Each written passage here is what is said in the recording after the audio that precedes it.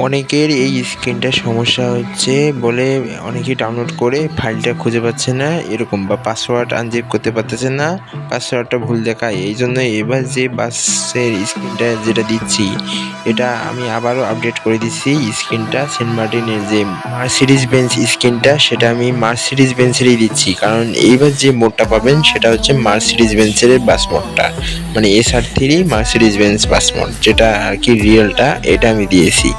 তো hello everyone, আসসালামু আলাইকুম। আশা করি আপনারা ভালো এবং সুস্থ আছেন। তো এই মোডটা স্ক্রিনটা আমি পুরোটাই আপডেট করেই দিয়েছি, হালকা আপডেট। তো ওটা দেখলেই বুঝা পাবেন।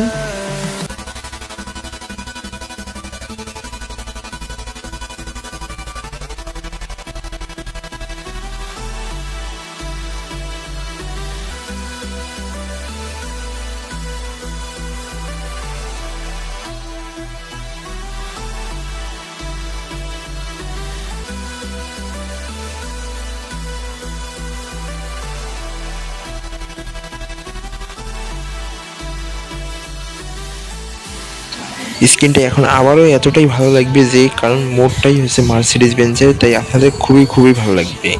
আর মোডটার বিষয়ে আমি বিস্তারিত তথ্য দিলাম না, মোডটা একটু দেখেন, আপনারা দেখেই বুঝতে পারবেন মোডটা কতটা রিয়েলিস্টিকভাবে তৈরি করা হয়েছে। এটা হচ্ছে ইন্দোনেশিয়ান SR3 পাসপোর্টের বিস্তারিত তথ্য আমি বেশি একটা দিলাম না, আপনারা হয়তো জানেন। তারপরেও চেষ্টা করব পুরো ফুল রিভিউ দেওয়ার জন্য।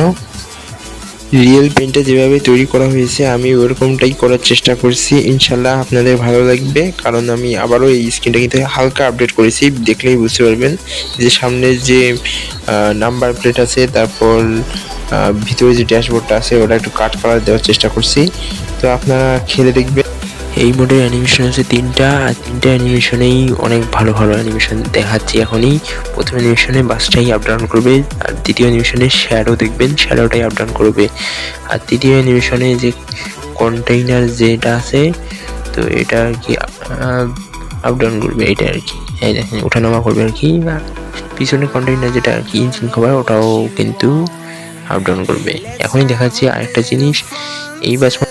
এই বাসমনের একটা জিনিস আমার ভালো লাগছে, পিছনে যে ঘূর্ণায়মান যন্ত্রাংশগুলো আছে না, দেখেন এগুলো যেগুলো আছে এগুলো ঘুরবে। এই বাসমনে এইটাই হচ্ছে সবচেয়ে আমার দিক ভালো লাগছে। দেখবেন এই যে দেখেন ঘুরতেছে বাসমটা। তো আজকের মতো এখানে বিদায় নিলাম, দেখা হবে নেক্সট কোনো ভিডিওতে। ভিডিওটি ভালো লাগলে লাইক করবেন, শেয়ার করে পাশে থাকবেন, আর চ্যানেলটি সাবস্ক্রাইব করে পাশে থাকবেন।